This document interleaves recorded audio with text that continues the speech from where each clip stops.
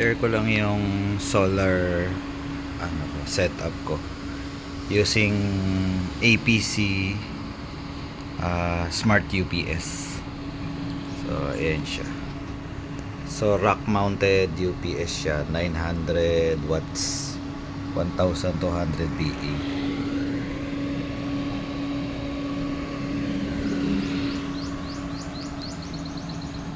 Tapos yung charger controller ko is PowerMR 35 MPPT, 35 amp.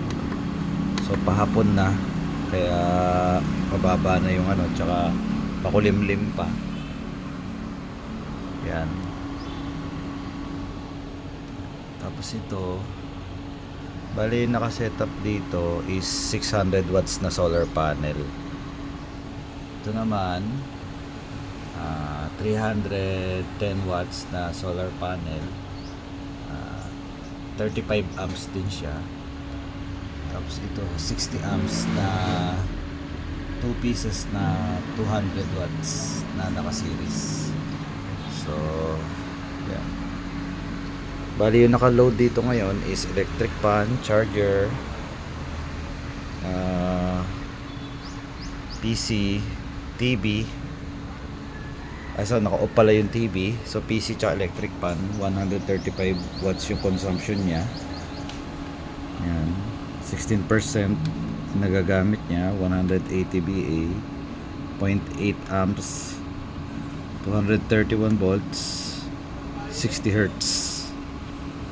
So yun yung kagandahan ng UPS na to. Nakikita mo na yung mga niya, yung mga usage niya, power usage. So yun, in-upgrade ko lang yung pan niya. Nilagyan ko ng additional 2 pan. Isa dito sa ilalim, papasok. Isa tong papunta sa transformer. Then may isa dito sa likod. Yan. Bali yung gamit ko palang battery is PowerMR 25.6 na 100 AH. So yan siya.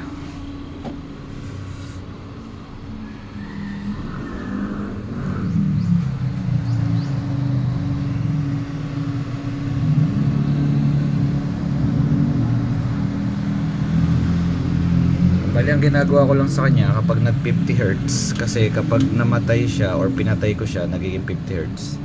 So ipa-plug in ko lang siya ng saglit para mag-trigger yung 60 Hz niya.